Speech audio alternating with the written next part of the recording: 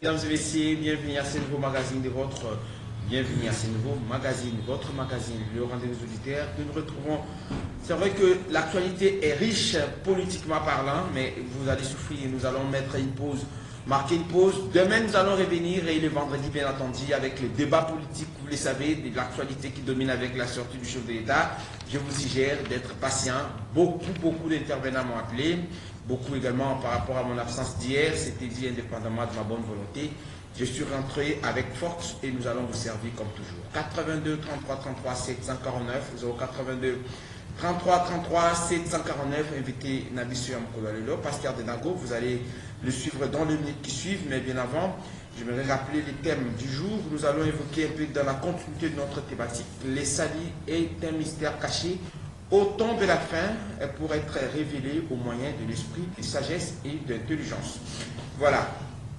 Il y a un peu comme nous l'avons dit la fois passée, il y a Seko. Tout ce que nous rêvons, c'est d'être un jour quelque part, en tout cas en train de savourer la vie ensemble avec Dieu, pour ceux qui croient au moins à l'existence de Dieu.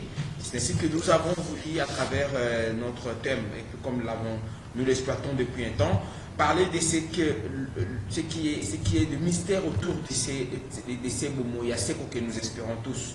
Est-ce que tout le monde est appelé à vivre le royaume du ciel? La grande question, comment comprendre le mystère qui contourne justement ce que on appelle fin du monde, Momoya Lubiko, Momoya Seko, que nous espérons, un peu comme je l'ai dit, tous, et bien quand même, vous espérez autant vivre les bonheurs. Pasteur Denago n'a pas voulu que je parle des photos des témoins de Jéhovah que nous vivons, que nous rêvons. Quand on était enfant, on nous dit qu'il faudrait vivre le paradis demain. Alors il faut faire bien les choses. Mais Pasteur Denago estime qu'il y a encore des mystères autour de ça. C'est exactement ce que nous allons décortiquer aujourd'hui. Autour de ces rêves-là, il y a bien entendu des mystères qui contournent, qui caractérisent, qui accompagnent ces moments. Il y a Seko que nous tous nous espérons vivre. Il dit qu'il y a des mystères. Il dit ces mystères-là, pour le comprendre, vous devrez être doté de l'esprit, de sagesse et d'intelligence. Pour comprendre ces mystères, il y a Momoya Seko. Pour vivre ce Momoya Seko-là, pour comprendre ces mystères, vous devrez être doté de ces valeurs-là. L'Esprit Saint, l'intelligence. Justement, nous allons avec lui parler de ces sujets ce matin. Mesdames et messieurs, de nouveau merci. Je rappelle que l'enseignement à Pasteur Denago passe sur nos antennes chaque lundi, c'est ça, non? Le lundi, le mardi, les jeudis et vendredi sur la 6.8 MHz à partir de 19h20 heure de Kinshasa, Pasteur Denago. Azali Bongo Mokambi, il y a Lingomba, Tobengi, Pasteur Denago Mbote. Mbote Mingi Papa Nzinga. Lingomba ya Bomoyi. Liloba Lisantu. Liloba Lisantu. Liloba ya Bobiko, Liloba Bomoyi. Liloba Bomoyi, c'est-à-dire il y a vie Nabissu au-delà ya Mabeli. Voilà, Matondo Mingi Papa Nzinga. Vous allez Liloba Lisantu, Liloba na Lobiko, Liloba na Bomoyi, Oyo et Joami. Na Lutendele ambassadeur na avenue Selemani numéro 19 et numéro nanga ya téléphone et j'allais 089 888 1808 089 888 1808 0900 51 82 98 0951 82 98 Nde ezali bongo ba numéro na ngai.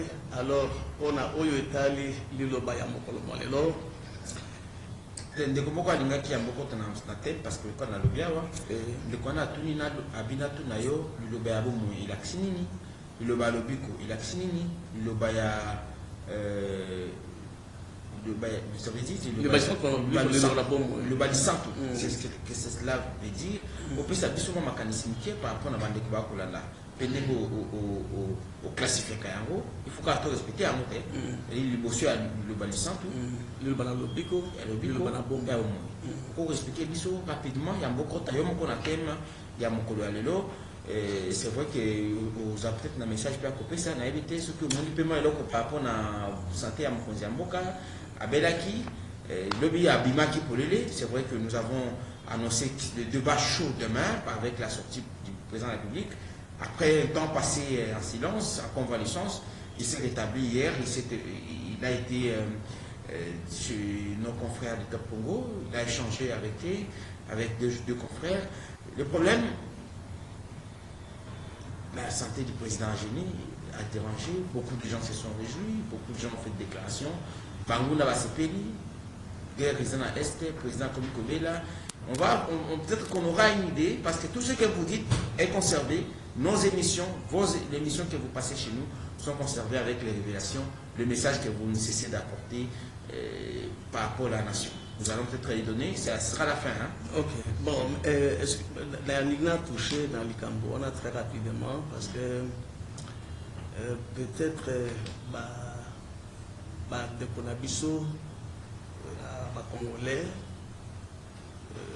peut-être que quelque part, ils en ont, je ne dis pas tout le monde, Bazali Kososola, Makambo Malamute, président de la République Azali Moutou. C'est-à-dire qu'à Boïkobela. Et ça peut arriver à tout le monde. Mais ce qui est quand même étonnant et étrange, Azali Teke, ce qui, président de la République, a Beli, Bongo est l'objet. Il y a Essengo, c'est ça ce qui est très curieux. Pourquoi? Parce que le président de la République est le symbole de la nation. Et ce qu'il est là, a joué l'IWA brusquement, vous ne savez pas ce qui peut arriver au pays. Du nord au sud et de l'est à l'ouest, vous ne savez pas. C'est important. Hein? Donc, alors c'est que Bazali Koloba, Bazali politicien, mais le président de la République, Abou Belanaye, je vous dis que Elo Komboko Yamabe et Kokwe l'a été, qui nous a aussi Samandana. Ça, je l'ai reçu du Seigneur. À beaucoup faté. Ça c'est la mission pour transformer. Il doit accomplir une mission Wanatina Souka. Mission n'est pas gagnée, ni pasteur. Kobi Misambo Kanakat Nalibu, Nana Oyo. Au Kabila, c'est qu'il y a bon, il y a encore parce que le campagne, non, mais le Seigneur, c'est ça, je vous parle là de l'expression même du Seigneur. Il faut expliciter à mon pouvoir confondre. Non, écoutez, je ne veux pas aller. Justement, parce que le bien, il faut expliciter avant qu'il n'appelle ça un mauvais régime. Et ils allaient transformer mentalité et habitude à Batou. Pour que Batou va tomber trop bas. Na esika ti bango ba kanisa l'état nation bango ba ko kanisa né intérêt individuel. Et dans cet intérêt individuel, bazali ko détruire. Hein? Bazali ko détruire, bazali ko détruire, ils détruisent et l'intellect. Ils détruisent et l'esprit, ils détruisent et les comportements, ils détruisent les valeurs même de la République. Donc, c'est un autre débat. Moi, je ne suis pas politicien, mais je vous dis, et ça le Maka. Un mauvais politicien, un mauvais président, un mauvais régime, et comme Mambo Kanakat n'a l'ibouloumo kopo misawe la quitter. Laissez tu sais qu'il faire, ce qu'il est en train de faire, à comme Mambo Kanzam et Mokontu Azali Kosundaï. Voilà. Tu retiens, nous avons important quand même le bas. C'est enregistré, hein? Merci beaucoup. Alors, on peut aborder notre thème. Bon, ok, bon, au Epsinga, Likamboya, oui, justement, il faut détailler, parce que quand même, c'est vrai qu'il y a des révélations dans ça. Tout à fait, tout à fait. C'est tout un enseignement, mais la cause à la bref, mais dans le Liboso, la ligne appelle ça Mbote na l'anguillon soyo, Bazali pour la émission, Bazali pour Benganga di panel pai, Bazali pour Tuna, mon colonie, pour les canaux plateau, voilà, na zana plateau le lo, on a tina na ko les sabango bilei ya lola. On a tina na motuna ya motuana, ezali tout un enseignement. Lilo balisan. Elingi kolobate Zambe alobite ezali liloba oyo c'est pur par rapport na oyo ezali ya église lelo. Mais l'église est à Kasuto, l'église de l'Église est Zambe ça de moi l'église ici est disponible. Non mais on continue à prêcher là-bas sur le plan physique. On continue côté. On continue à prêcher à l'église. par rapport à liloba oyo ezali na kati ya église liloba oyo nzambe apesi nzambe ayimoko alobi ete ezali liloba moko vraiment pur. Ah, d'accord. Bongo yango wana lisanto ezali liloba ezali bilei oyo esengeli mpona kokolisa motu na molimo mpo te kokola wana na nzela ya molimo esengeli emema biso mpona kobeleme na nzambe mpona kokota na kati na bagrande révélation oyo etali le salut au temps de la fin. Et ça demande une vie de sanctification pour la tinate liloba yuta na lola ekita.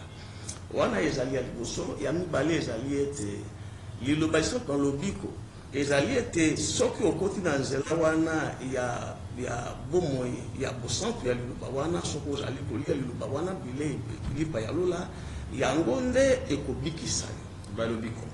Oui, alors liloba ya bomoi ezali po ete liloba oyo ezali kaka yango nde na kati na yango eza na bomoi. Le but wana c'est comme si c'est le pain notre pain parce que bien le vivre en vivre kaka na bilei ya kolia te kasi. Non, ça c'est la nourriture spirituelle. Quand on parle de la vie sur le plan spirituel, moyen mutu asosolango na lolenge ya mosuni boye ezali te. Mais la vie spirituelle elingi koloba te motu o tika bomoi oyo mokili ezalaka na yango po ete okota na nzela ya bomoi oyo ezali ya molimo qui est révélé par l'Esprit de Dieu et oyo ezali kokamba yo mokolo na mokolo po ete na kati na yo moko molimo na nzambe azala renouveler chaque jour mpona kopermettre yo osala un bon contact avec le Seigneur. Na suka sikoyo liloba ya bomoi, ça veut dire que na nzela ya liloba wana nde tokomona bokonzi ya likolo. Tout à fait. C'est exactement ce dont nous allons évoquer aujourd'hui. Tout à fait. Le salut est un mystère caché au temps de la fin pour être révélé au moyen de l'esprit et sagesse. Comment ça? Des sagesses et d'intelligence. Okay. Justement, c'est ce thème que nous exploitons depuis bientôt 3 semaines. Déjà. Oui, tout à fait. Mais aujourd'hui, le long de toko sala troubette à 7 heures, l'intelligence, où ils allaient combiner la sagesse. L'intelligence fait le coup la mystère. Pourquoi la mystère? Tout à fait. Où ils ont révélé bon, cette intelligence est justement Makambo Zali Kotuna.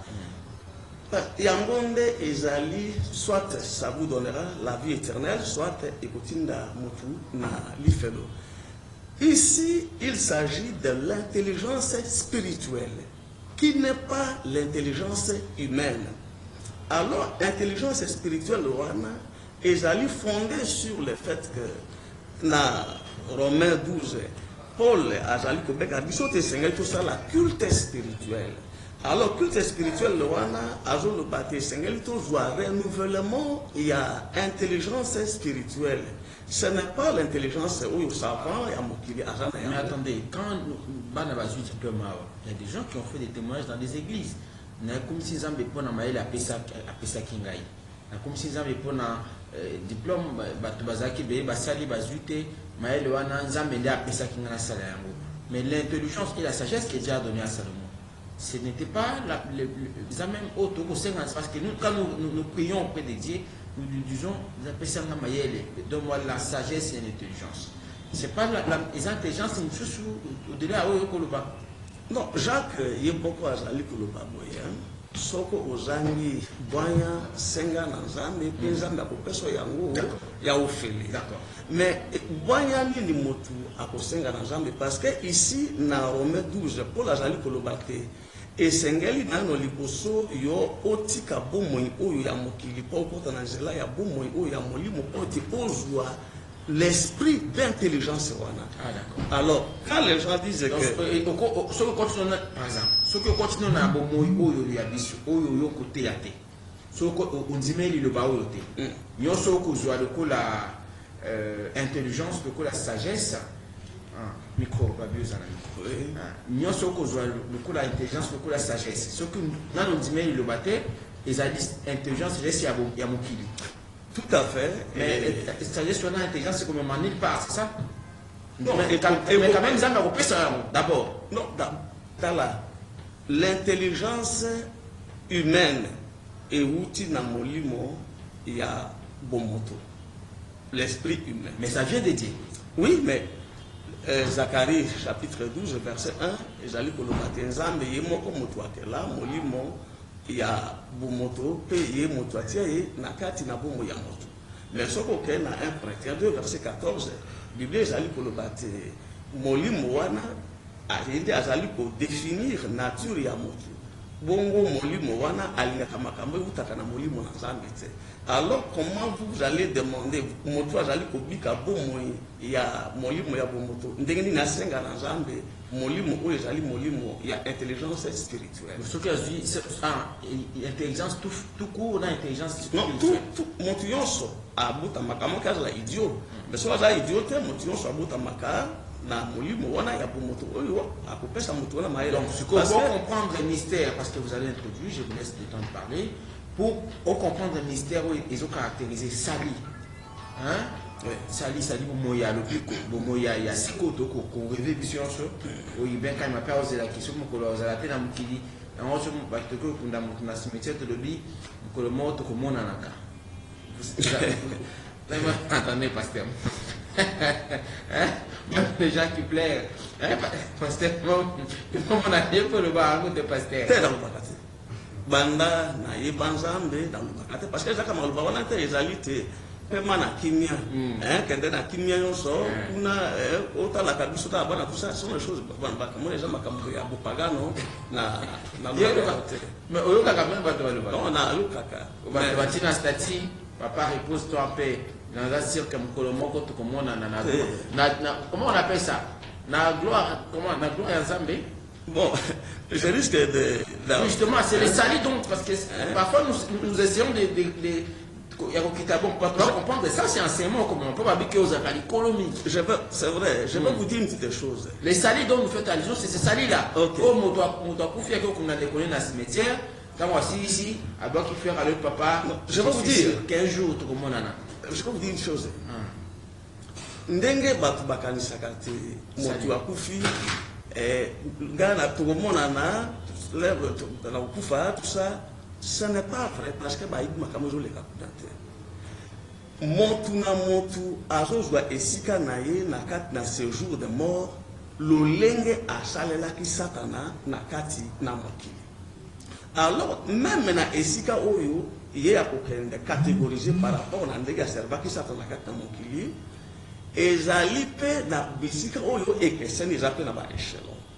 Et quand motoyer basilisi formalité na ye esili. Soki azalaki pasteur, ndenge omonaka motuyon so azali pasteur. Mais oui. Pasteur, comme c'est le baka. Formalité na lola. Lola te, je vous parle de ce jour de mort parce que motoke na lola le lola azate. Oui, lola, le baki lola. Mais c'est là, pasteur, quand on le dit, c'est là, quand on le dit, justement, tu oses la question, soit à Zonga, comme ça, tu m'attends, pour ton côté. Il faut que formalité, yon so écosila. Hein? Je ne moyen à formalité, on les a interpellés. Bon, moi, quand on a détaillé, voilà, parce que d'abord, ces jours de mort, il se retrouve d'abord dans une forêt. Mais moi, le bango aussi, mais Batunion, sont allés pour mon août. Babenga, na Kumboni, Babenga, Kumboni, Bishop, et l'autre, au-delà, au bas du Kéliloba. C'est ça? Non, mais maintenant, la carte, elle va plus faire ça. C'est ce qui vous a dit dans le bico. Ce qui nous a dit à l'objet, Zambé a quand même un lieu de repos. Ah, vous en avez de repos. Ah, vous en avez Zambate. À terre, vous en avez. Vous n'avez Zambas comme Koulasuka à rejoindre. Écoutez, parce que ça, c'est. Vous nous avez. Moi, il y a un détail. Ça dit que ceux qui. Mais comme Kolomoka, vous s'est retrouvé quand même. Il fera là-bas 24 heures. Il doit accomplir ce temps-là. Nazamba? Oui. Après Nazamba, après na séjour de mort. Après Nazamba, qui est séjour de mort. Oui, ils ont un événement et tout ça, les mains.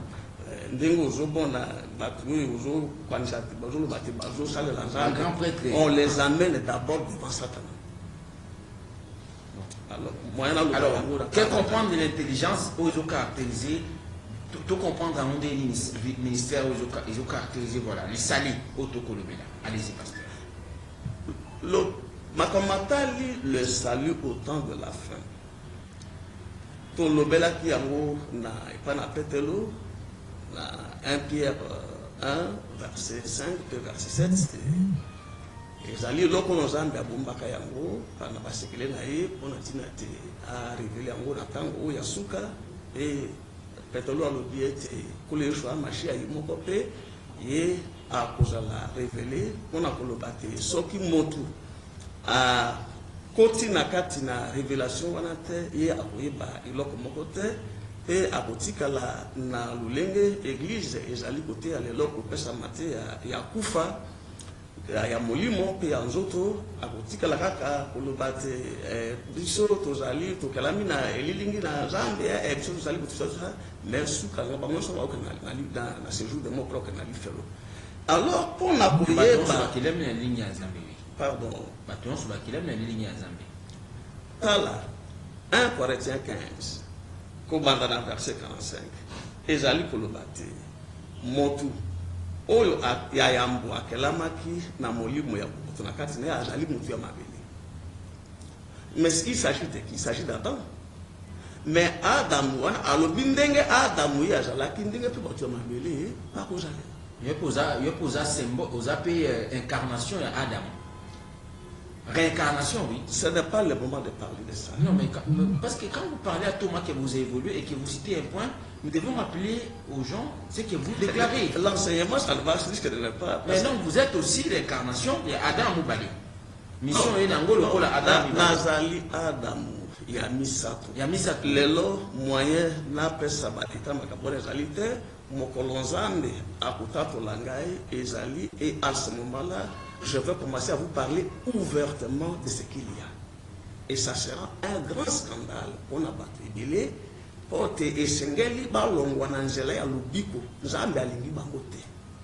Balong. Tout à fait. Ça veut dire c'est que le Saint-Père. Mais c'est comme ça que Christ, il a été l'occasion de chute pour plusieurs personnes. Mais c'était lui qui portait le salut sur lui. N'est-ce pas que Simeon l'a déclaré, tant que cela qui bébé, ma boca, maman, pour représenter le temple. Sinon, le but est à l'occasion et à chute pour notre bébé. Autant que vous. Je suis l'occasion de chute pour plusieurs. Pour te parler, on va parce qu'un Zambé, c'est un nombre bien déterminé. Si vous permettez que nous puissions entrer dans le. Quand vous glissez des choses, ça interpelle. Ouais, moi je vous connais, c'est pourquoi je n'aime pas entrer dans certaines choses. Quand vous dites c'est-à-dire que au bazar dans l'église, si quand on va au Kimakuna va oyer belé, non bon ce qui est déjà débordé, ça va se passer comment? Parce que c'est pas que au côté ah ouais bon on va partir tout beaucoup ça biso. Papa na biso azaka na bato belé kuna na commune moko boy a au ça biso. Surtout que au qui pasteur na radio université.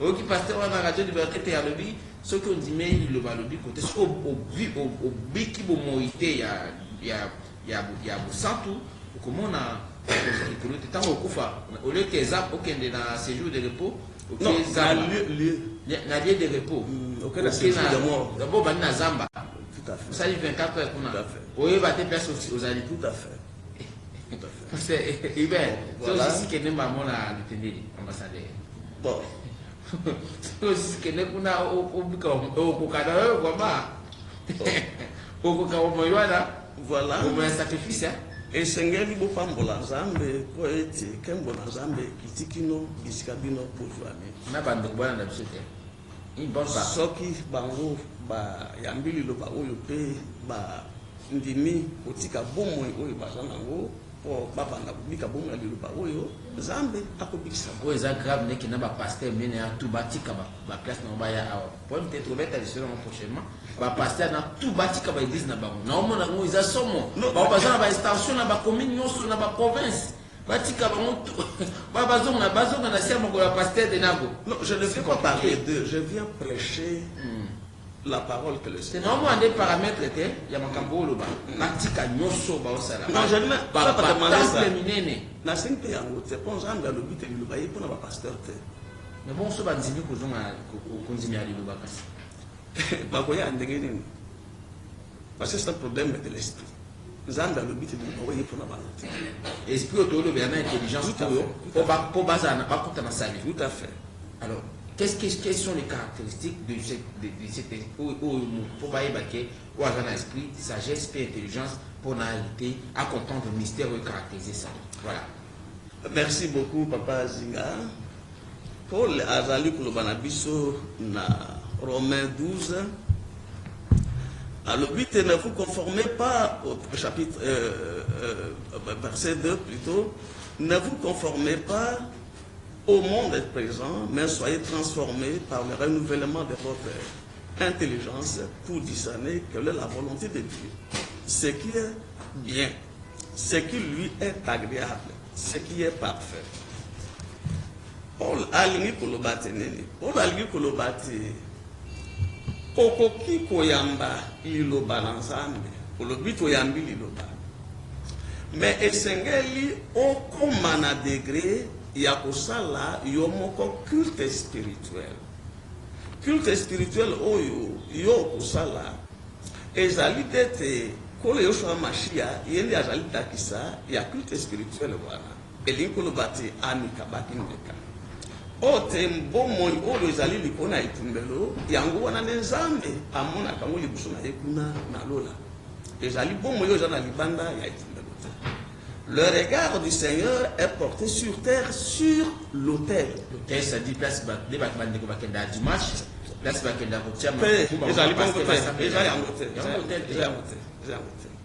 l'autel est d'abord spirituel. On a dit parce que l'homme lui-même constitue en lui seul son propre autel. Et nakati naye nde etumelo Nzambe yango ezwami. Alors, yemoko en tant qu'autel, yemoko pe azali en tant que sacrifice. Yango nde salakati Nzambe amona mutu wana liboso na ye. Alors, Paul alobi na biso te esengeli mutu azala transformé. C'est-à-dire que soko ozwaki liloba esengeli te yo okota na nzela ya bomoi oyo ya Paul Yoshua Mashiach oyo ezali bomoi ya culte spirituel eni koloba te yo ozali mbeka na Nzambe. Na sina lobaki mo komatali culte spirituel awa te yango ezali kosalema motu ye moko en tant que mbeka na Nzambe ye azali kosala culte lui seul. Elingi kolobati azali komema na kati na bomoi na ye tout ce qui fait le culte du Seigneur. Azali mbeka, c'est-à-dire azali offrande na Nzambe, mais en lui-même sa propre vie est une louange pour le Seigneur. Bongo ye motu wana ye moko en tant que louange na Nzambe ye ako parce que cette louange elingi kolobati il y a beaucoup de choses oyo ezali ko entourer yango. Il y a motuwana akoyemba, motuwana akokumba Nzambe, mais oyo Nzambe apesi na tango ya suka batu bayebaki yango na note na église ezalaka lelo te ezali esakola. C'est-à-dire qu'une partie ezali louange, une partie ezali esakola. Alors esakola wana yango nde ekosala culte spirituel na ye de sorte que tango ye azali ko yemba c'est une multitude de voix où Ezali et mon cas constitue toute une armée de louanges. Lui-même, sa propre vie en tant que louange, de lui sort toutes les mélodies de tous les instruments possibles. Parce que l'instrument, il y a musique, il y a ma bélier, Ezali très limité. Mais l'instrument, il y a musique, il y a l'ola, Ezali, dans ma sorte, est belé. C'est une multitude. Alors, bon, ce que nous faisons est complété dans les cieux, sur l'autel du Seigneur. Parce que ma cambola, c'est Zali Koleka, Likona Itumbelo. Kuna Okokuta, Likona Itumbelo, Ezali Makila, Koleshwa, Macha, Ezali Kosala, culte spirituel, Yango Moko. Le culte spirituel, les appétés, avec ceux qui ont un problème, quand on a un porte, ça met là, que ça, comme dit là, le culte personnel, le culte spirituel doit être personnel. Ce n'est pas cela. Le culte spirituel ezali okota nanzela ya bomo ya bomeka. O tika oyo mingi ezali ya mokili.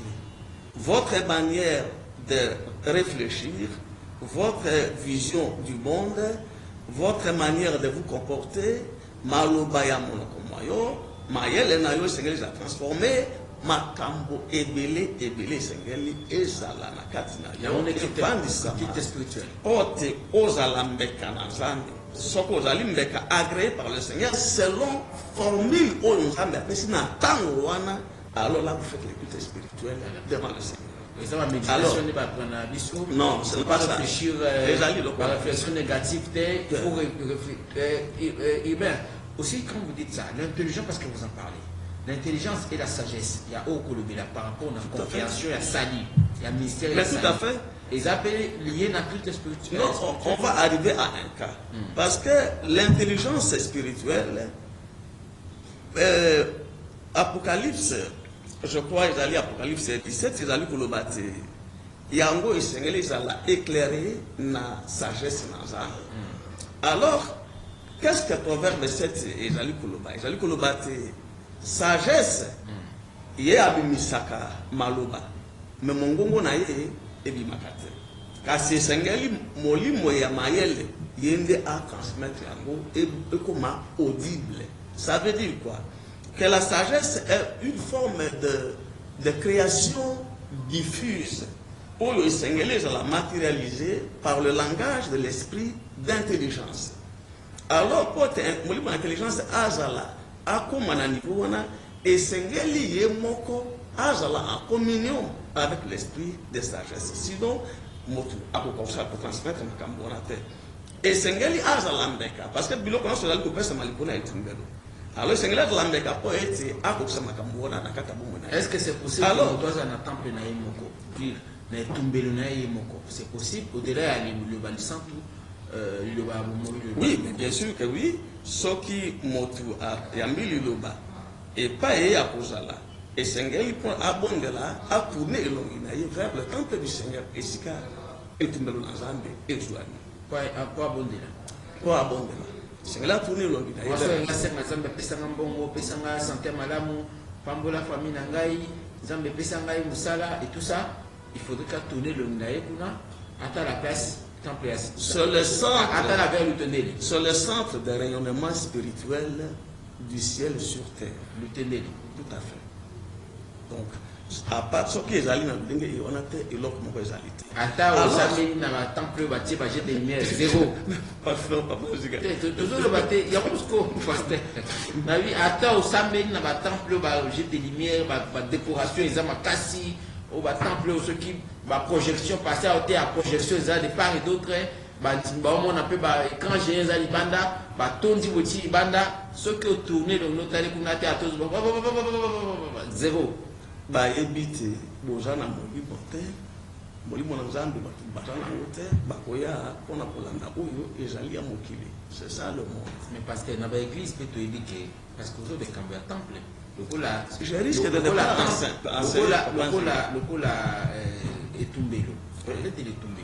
vous parlez de cet esprit de la sagesse où il faut caractériser, mais tu peux comprendre l'enseignement au Koloba. Tout à fait. Mais lorsque les gens commencent l'équipe, même lorsque vous êtes encore à l'église, dans l'église, vous êtes dans l'église, surtout il y a un temps, non?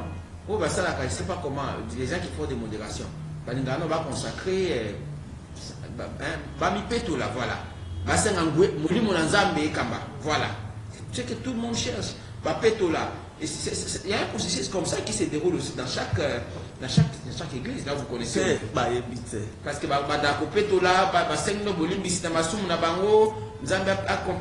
Esprit Saint qui t'a, il doit contrôler allié. Et tout ça, ça ne va pas dans le cadre, il y a sanctification, il y a lié pour ça. Oh, comme il quoi temple, oh, place exemple, parce que tant que matamoli me sala batwabika, makambo changer na bomo na bango. Bible est allé pour le bâtir que le Seigneur lui-même vous sanctifie et que l'Esprit Saint vous sanctifie, que l'Esprit de Dieu vous sanctifie. Mais Zambé sanctifie à ici quand le banaye est salé. Bon, il est salité, Zambé salité. Bon, il a connu beaucoup la porte pour sanctifier ici quand et salité. Alors awa eloko esengeli kososola ezali ete omoni likambo ya le jeune est riche ayebisaki na kulesho amashi alobi ete makambo mibeko nyonso na tosi na yango kolo alobi te yo zwa teka biloko na yo nyonso bongo kabolela babola bongo olanda ngai kolanda kole Yoshua Mashiach na ntango wana c'était le 11e commandement oyo bango bayebiste babakisaki. mais tout à fait parce que soki osali yango te vous n'avez pas le salut. Ah, donc mibeko nyonso oyo le 10 commandements tosaki wana et sous quitter il faut pas que ça 11e mois c'est ça justement c'est effectivement là nazo baké tant ozobo ya nakata kamaloba mais c'est important quand vous dites ici que 11e commandement c'est un élément nouveau c'est-à-dire qu'il faudrait que moto net yo aza pasteur aza ba église nene ba prophète ba archbishop ba docteur ba apôtre ba pasteur amené na mboko quand on batika biloko na bango c'est-à-dire que batika ba temple na bango ba autant d'instructions baza na yango batika yonso ba ko sala ba miracle amené ba ko sala ba ko ba boiter ba ko telema ba ko tambola et tout ça batika ngo ba ya na se ya makolo ya pasteur de nago bandina le balisato po babika so babika yango te c'est autrement ne pas comprendre la parole et les salis et que vous apprenez à baroter. Bon, d'ailleurs, pour nous allons au Makambo, je n'ai jamais dit que les pasteurs bâtissent comme l'église de Makubaya et Panagay. Dans le Baya. Si le bibo monte Cassinda, on le bango, on le bawake, 11e commandement, ils allaient qui est sur Ebsaki. Tout à fait. Atika bilo qu'on a eu. Aya, cassé. Ils avaient massivement opposé à or, c'était ce commandement-là qui était le plus important. Oyo te même moto oyo atosaki na bamibeko nyonso oyo ya les 10 commandements mais soki atosi na ce commandement là le énième commandement il est sauvé. Vous voyez, alors quelle est la part des 10 commandements, alors que ce qui apporte le salut en ce moment là et et c'est ça le renouvellement. Il y a intelligence spirituelle. C'est-à-dire que vivre dans Katia via Mbika. Ko landaye oteyama obika bomoi oyo ye azana yango obika molimo oyo ye azana yango na sina molimo wana yango nande ekopesa yo bomoi ya seko. Mais les 10 commandements, il est parti avec là, ça n'est-ce pas? Mais qu'est-ce que le Christ a dit? Christ a l'obéité et j'allais pas signer. On a battu un bord au Tanalola. Ça veut dire quoi? Ça veut dire qu'avec ces 10 commandements auxquels il a obéi, il ne verra pas la face de Dieu. Parce que sur l'andi Yesu au kotika masumu. Tout à fait. Sur l'andi Yesu au kozwanyo soko tout à fait. Bon, il faut que je progresse un peu. Allez-y. Ok. Alors, molimo, l'intelligence spirituelle, parce que Daniel. Mon s'appelle Daniel a lobby dans Daniel 12 verset 4 a lobby il loba oyo ekoya yango esengeli eyana mayele yasika. On a nini? Daniel n'a fait que confirmer oyo Paul a lobby. Paul a lobby était esengeli cause la transformer na intelligence spirituelle pour te motu. Oyeba quelle est la volonté de Dieu? Nathan, ça veut dire quoi? Ça veut dire que l'église, parce que mais les gens ne peuvent pas se rendre compte de cette réalité spirituelle. On a une, parce qu'ils doivent posséder cette intelligence spirituelle pour permettre ce qui, pour comprendre, et sengeli pour la lobby de sengeli ko tika makambo bomoi oyo ya mokili ko landa kayango te kasi landa nde liloba bongo e ko transformer intelligence spirituelle na yo pour na koloba te l'église aujourd'hui l'olenge est fondé par enseignement na yango sur la chair, sur le monde. Transformation, il y a intelligence et puis que ça le manakati na église. Que ça le temple catholique Seigneur. Tout à fait. Ça problème pour na ya na mokili mobimba. Ça problème pour na ya. Je ne parle pas seulement de la RDC. Nazali ko loba pona tina na mokili mobimba. Donc ce qui veut pour ce mot tout plein la ya nzimi est-ce que enseignement au copé c'est cause à quoi formation motoyer à l'andeli ba condition na le ba on joue le quoi révélation parce que aussi même en affermissement, je ne sais pas comment on appelle ça. Non, il n'y a pas de question d'être. Est-ce que vous avez la possibilité de former un groupe de gens et que vous acceptez qu'ils redeviennent indépendants? Au Laxi Bango, par exemple, à Butindé, il y en a plusieurs espaces.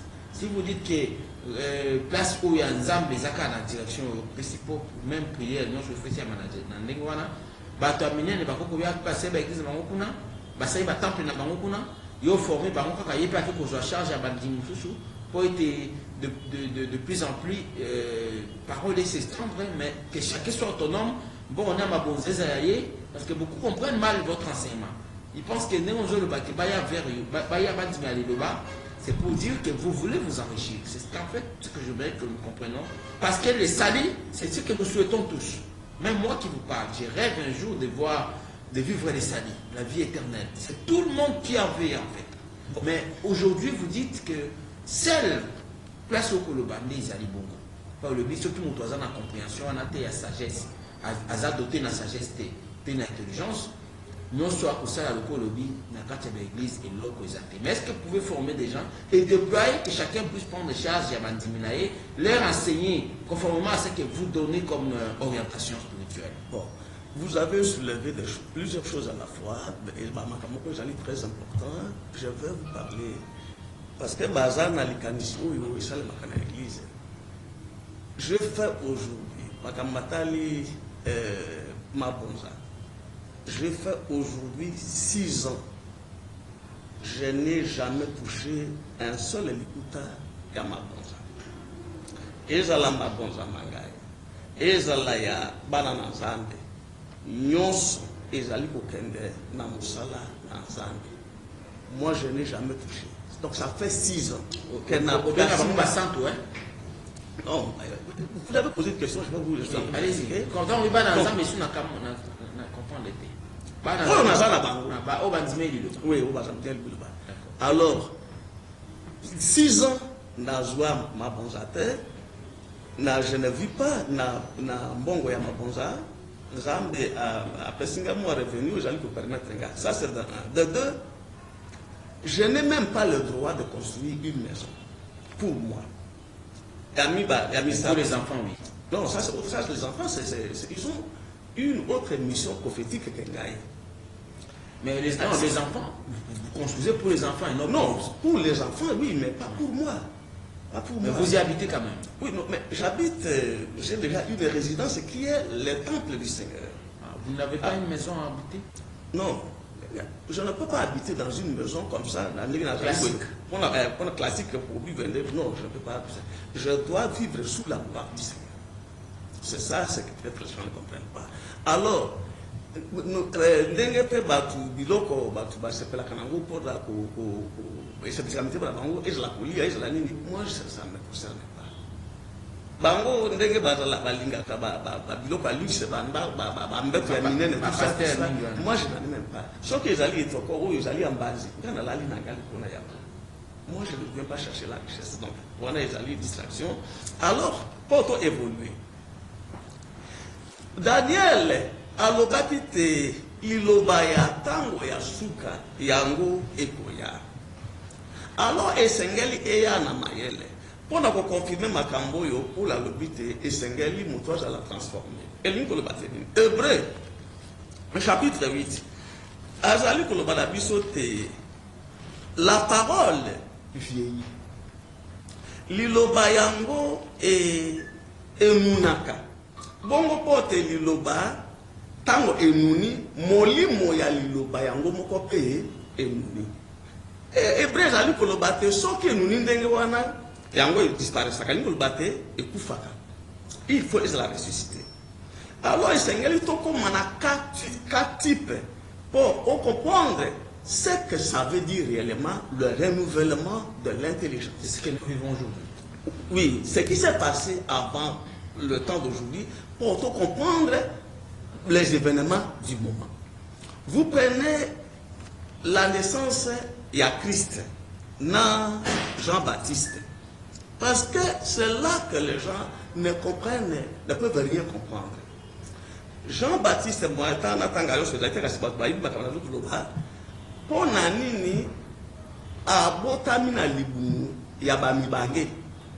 Pepon Nanini pour les choix Machia à Botami Nalibumu et à Elenge Mona Massimoko. Mystère ya Makamboyo. Elinko Lobatinini. Le Zacharie na mwasi na ye bazalaki image ya mobeko ya Mose oyo ekomaki vieilli na ekomaki na sukara commandement. Tout à fait. Alors le dernier miracle ya liloba wana c'était Jean-Baptiste oyo abotami na ba oyo bazalaki banuna. Alors Jean-Baptiste Abotami, c'est lui Élie. Yewana Mosakoli Élie. Parce que Malachi, chapitre 3, Malachi a le bakité, et Sengeli, Jean-Baptiste Élie a zonga. Alors Élie a zalaki mutu ya ba miracle ya minene. Mais Élie a ye était parce que Élie a sali miracle à mon côté. On a nini. Parce que le miracle, Jean-Baptiste, là, le dernier miracle, il y a Mose. Ok, message du commandement. Tout à fait, tout à fait. C'est pourquoi lui-même n'avait aucun miracle à présenter. Wana Ezali Aliboso. Yami Bali. Jean-Baptiste Azali Elembo. Il y a passation, il y a pouvoir, il y a liloba, il y a Mose. Et pas d'accord, Yoshua Machia. C'est pourquoi. Pour Yoshua Machia, Botamaki, na jeune fille, il y a Botami, na Bamibaki. C'est ça, c'est-à-dire qu'on lègue. Il faut gêner. Tout à fait. Dieu lègue maintenant l'esprit, il y a l'Ilobanaye, na Oyo, Azali. On a l'interprétation, il y a parole. Mais c'est ça. C'est ça l'innovation pour le bico. Nzambe a l'obité et j'allais bofungwami. Il y a un mystère, il y a un je veux que vous puissiez comprendre ces choses-là. Passation, il y a pouvoir wana. Et Sengel, il y a un elongwe na la loi de Mose pour Eya na l'inoba oyo pour les choix machia yé ayakina yango. Et à ce moment-là, c'est pourquoi riche oyo tango alobite ya tosi na ba bido ko yoso mba zomi oyo kolo ayebisi etete oyo tikali sikoyo ezali te yo olandaka tika nyonso ya yo. Alors Jean-Baptiste en tant que Élie pour nani Jean-Baptiste akufaki parce que son kotangi na 1 roi 18 pardon 1 roi 19 Jean-Baptiste azali Élie wana Élie oyo akataki kingo ya ba prophète de Baal. Alors, Jézabel a menacé qui était Yépé à Kokata Kingo Naye Lobi. Moussakol Eli Akimaki. Alors, Eli est rentré sur terre.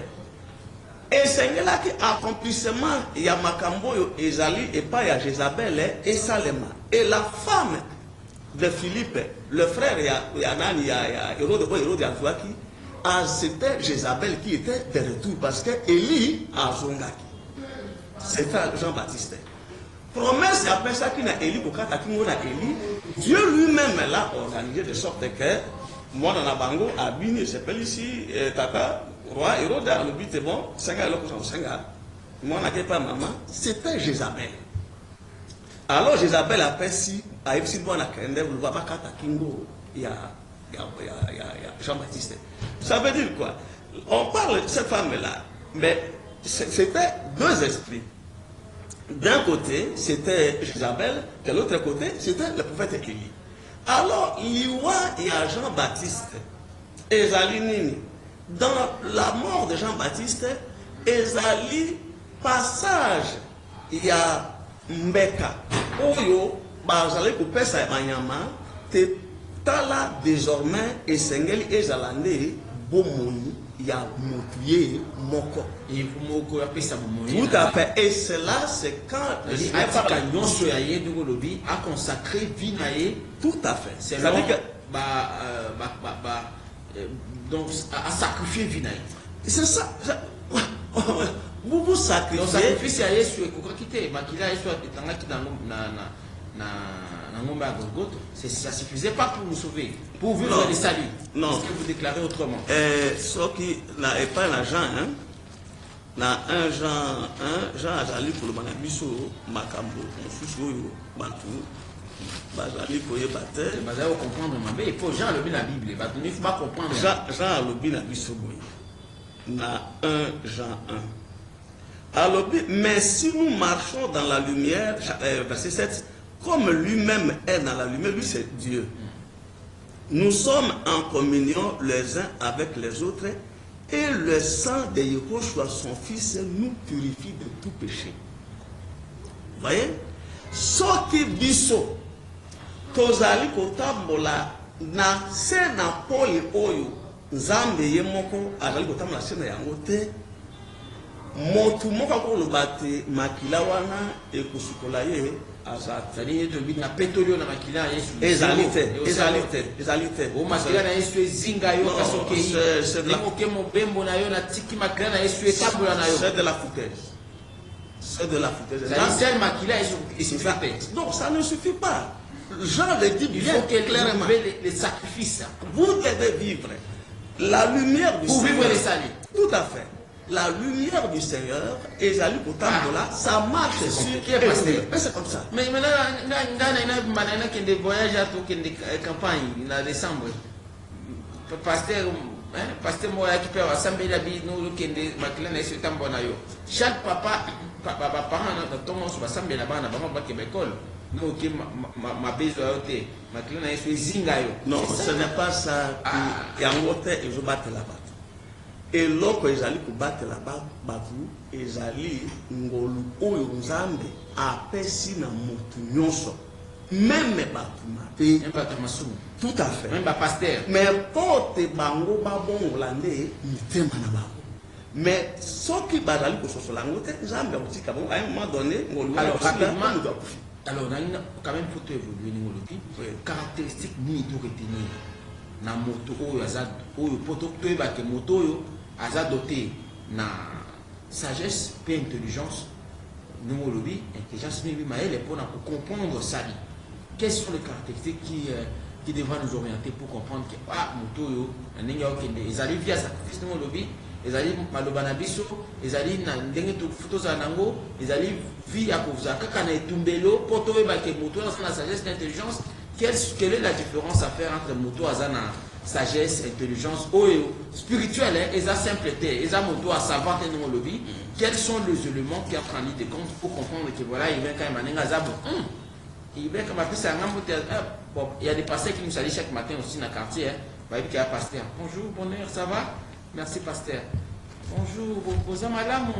C'est aussi ça, les cocosara bateau. Tu vas qu'il y a sagesse, intelligence. Ça aussi, on peut comprendre facilement le lobby. Bon, il y a un moment où aux témoignages parce que nous voyons comment vous vous comportez. Si le plan extérieur, mais vous dites ici que cela ne suffit pas. Encore, au-delà de vous avez là, on a battu. Pour que vous pasteur. Au moins, il y a plus de tout beauté. Bon, allez, dans beauté. Élément ni toujours caractéristique ni pour que vous ayez l'intelligence, puis à capable de hériter il y a ces côtes au Corée. Bon, et l'autre parce que nous parlons de ça. Et l'autre point, dans le cas où nous avons un élément essentiel. Le comportement des pasteurs. On a comprendre.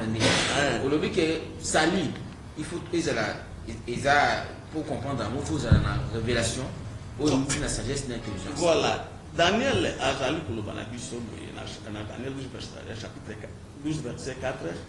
Quant à toi, Daniel, garde secrète ces paroles et scelle le livre jusqu'au temps de la fin. La multitude sera perplexe, mais la connaissance augmentera. Pour Nakolobate, Liloba, Nakoye Bisayote, caractéristique Yangoyo, Negenin, entrez d'abord dans la parole qui est la parole prophétique. Donc, déjà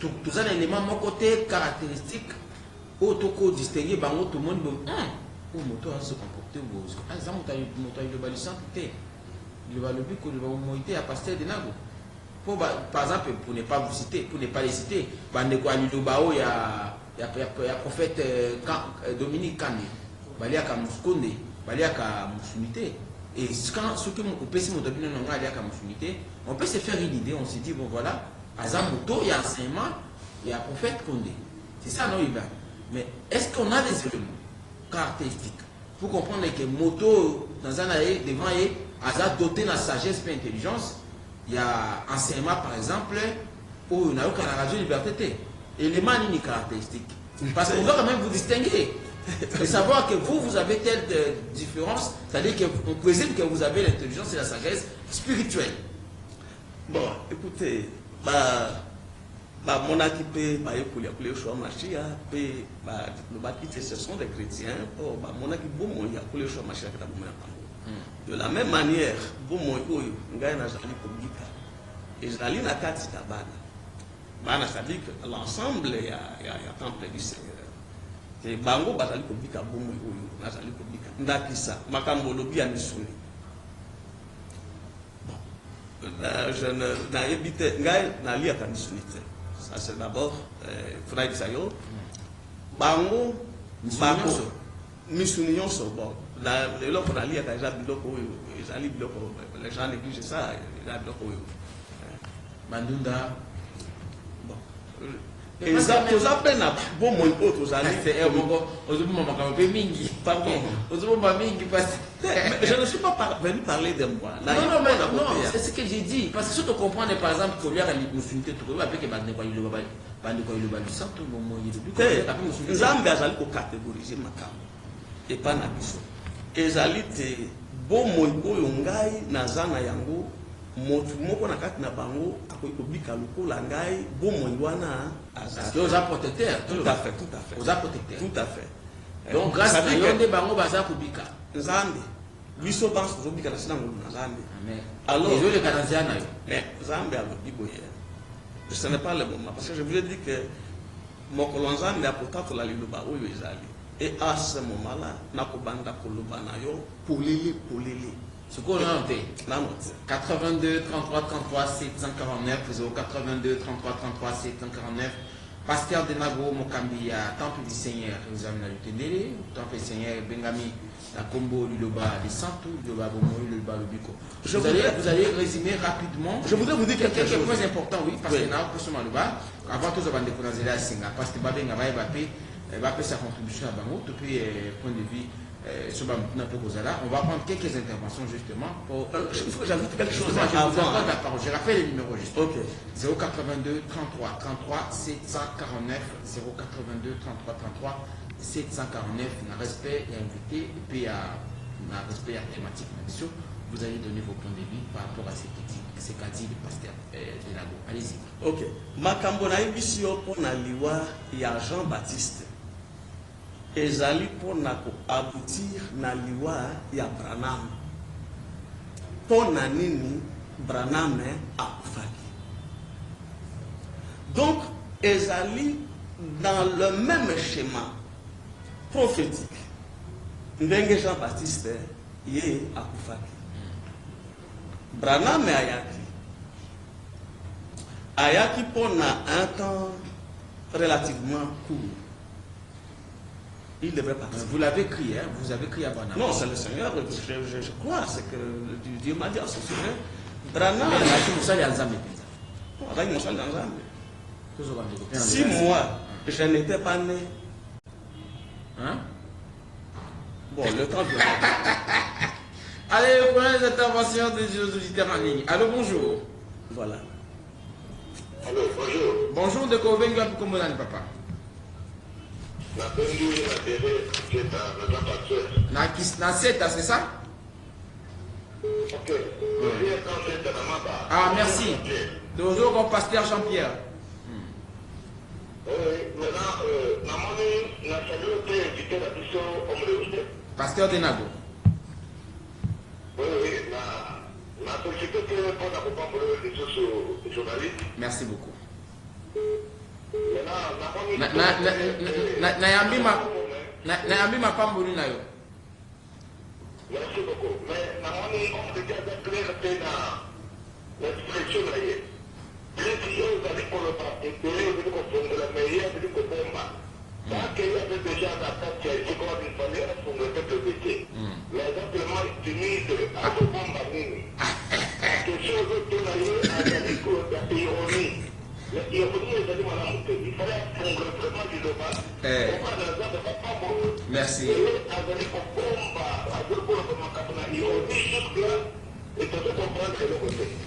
Merci beaucoup, pasteur. Après, moi, je vais vous allô, bonjour. Oui. Bonjour, bonjour, papa, toujours.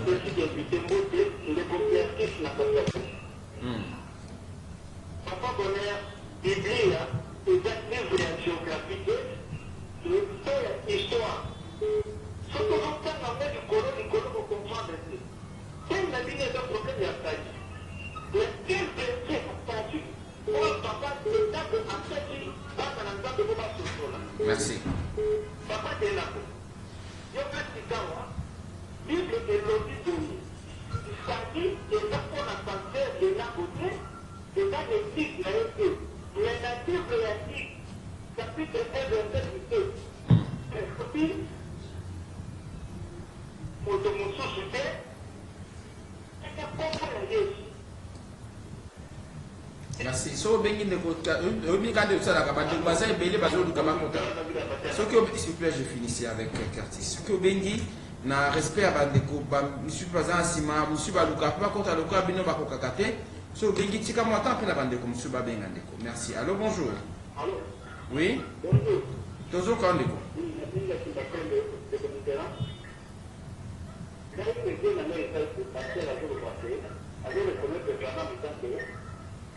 Pour le grand prophète. Donc, les deux mois, le gars, c'est non, après, c'est un homme, il est remplacé, c'est un homme. Donc, les deux mois, il est d'accord, on a été par rapport à la probabilité de plus de 8 de 4, il est pas battu.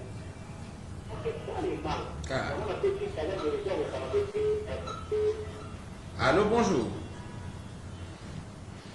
Allô? Oui, bonjour. Bonjour, monsieur. Bonjour, de mon papa, ben you comme bonne. Ah, na Kasangulu. Na pesi mbote na honorable Beli Mapa. Na baro yoso ba. Oh là là. Na pesi ba na Kasangulu yoso mbote na linga ba mingi dala zala na Kasangulu ma mingi. Na kendo lianta ba na Zando. Merci. Merci de kotozo kana Kasangulu. Parce qu'on a fait passager ou monter, mais sauf que le Wazambo était flumingico. Donc, on a la personne a été bonne sur référence à la Bible. Pendant que son qualité Bible, qui est à la histoire et à plus de ça, on a connu sur la culture. Et on a, quand on a le repas, on a fait un juillet, on a déjà avant la Bible, on a pas non. Donc, ça veut dire. Ah, il est parti malheureusement. Merci à vous tous que nous suivez dans la province du Congo central. Vous êtes à Matadi, vous êtes à Kasangulu, aux Anakim PC. Nous vous disons merci de votre sympathication. Ah, c'est parti, attention. Allô, bonjour. Allô, bonjour, monsieur John Nantil. Ah, de John Nantil de Pessombo, de Zo Cabino. Bananzili. Toujours quand même, c'est déplacé pour qui parce que vous avez une interférence réseau, doit la première réception. Toujours quand même. Oui, la musique, pour me reposer, il y a une le barrière, la parole, pour éviter tout ça qui est en détail. Mais il y a tout le la famille, la musique aussi, pour me reposer, à tous les gars, pour me protéger. Maintenant, tous les discussions, à une discussion, à une discussion doctrine, et puis, dans la gestique, tout la qui va.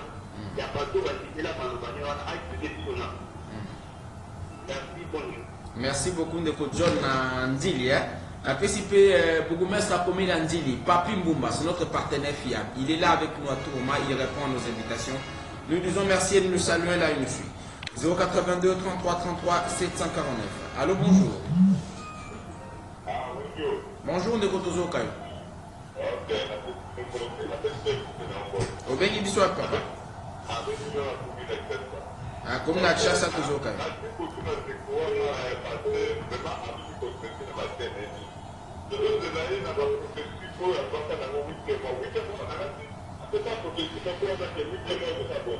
Ah, oh, il y a guerre. Oh, il y a guerre, c'est ça?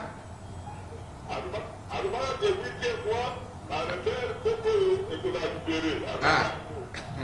Ok.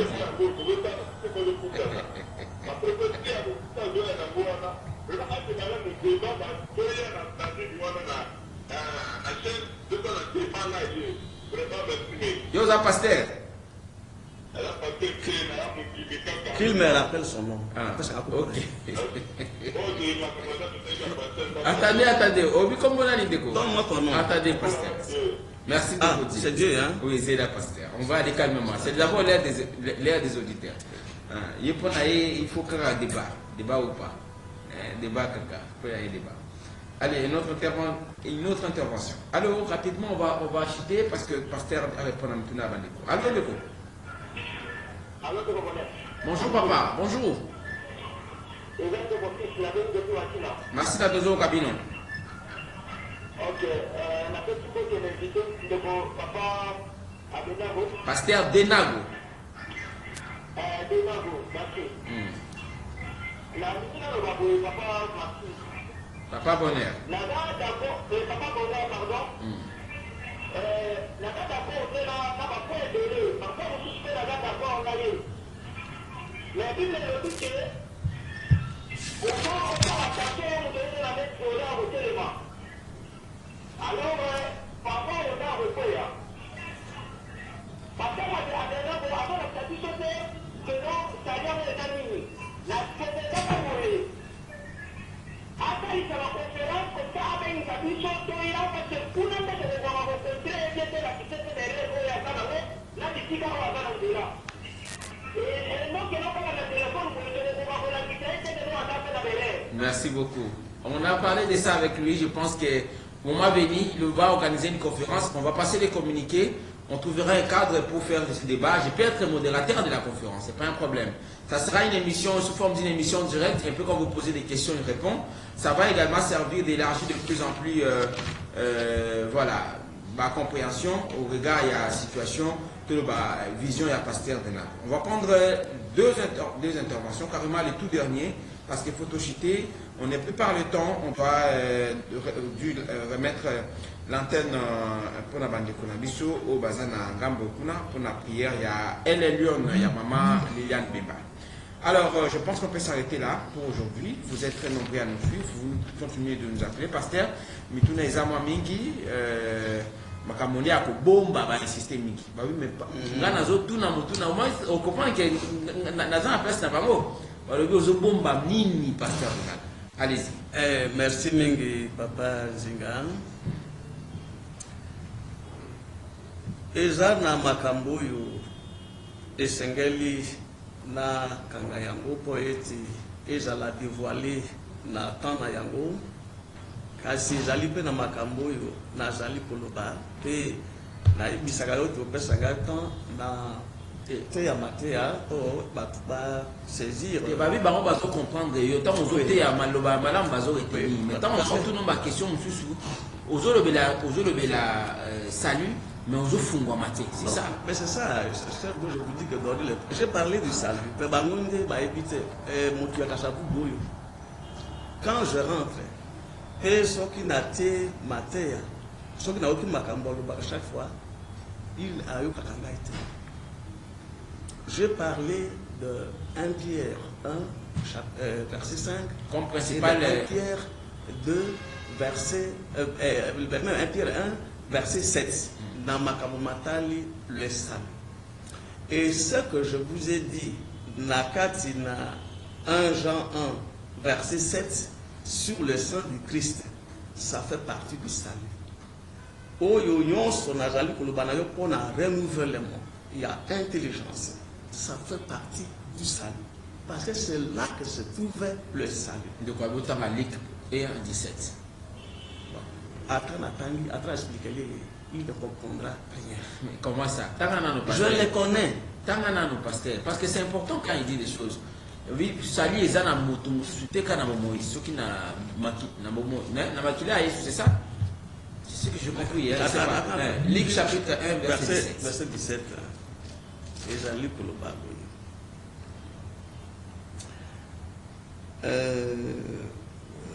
il marchera par devant sous le regard de Dieu avec l'esprit et la puissance d'Élie pour amener le cœur des pères vers leurs enfants et conduire les rebelles à penser comme le juste afin de former pour le Seigneur un peuple préparé.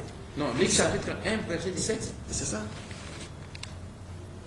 C'est Jean-Baptiste. Ça veut dire quoi? C'est encore interprété. Mais j'ai parlé de Jean-Baptiste comme étant Élie ici. Élie Oyo azulaki. Pasi na bango ezali epai wapi. Pasi na bango ezali te baza na molimo na nza oyo biso moko tozali kobokolo. Bango baliaka bambisi oyo ezali na baekai. Soki mbisi na ekai te bango bakolia yango te. Alors bango bakoki komela na bango miliki, bango olia na bango bamaki. Mais moi, je ne prends ni lait, je ne mange pas des œufs. On les a pas discipline, personne, même dans les caca, il vient, dans les omelettes, une fois la semaine, oui. Mais ils n'ont pas discipline personnelle. Vous parlez de choses spirituelles, moi je ne vais pas ramener ça sur le plan personnel. Non, non, je dis, on a vu qu'Olia, peut-être, on les a dit, nous, on ne va pas dire qu'il y a qu'à quitter, et que ça peut-être pour aux jeux éviter, pour la gestion à santé. Jusqu'à ce que le Seigneur m'a dit, donc voilà, Ezali Bilé Nayote, tike là-bas. Alors, Ngaï n'a pas eu biloko yo, Ezali simple, je n'ai pas d'exigence. Et puis, c'est bon, le pasteur a voulu, Ezali. Non, Wangila. Bon, ce qui Wangila Ezali, biloko ya Mike, Mike, on a choisi Ezali, d'aller na Ngaï. Bandakala. Tout ce qui est mis dans l'Iati. Nous unions soviétique. Mais si vous voulez, on peut procéder parce que. Voilà, on a pour répondre un peu. On a fini, hein, pasteur Denago. Mais Motio, il y a débat. D'abord, à l'entendre. Il y a débat. Non, je préfère du respect envers les auditeurs. Je préfère qu'on puisse. Mais Koyo Kaye Pamba.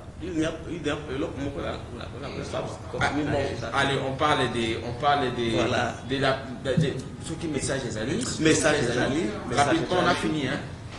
On a fini. Zambe a l'obiboye. Na mokozi wa ekolo. Alobi ete na poso oyo. Te poso oyo kuna. Batu oyo bazali kokamba bitumba. Tolo ba oyo bazali kosimba bitumba oyo ezali na ngambo ya este bakasima na banguna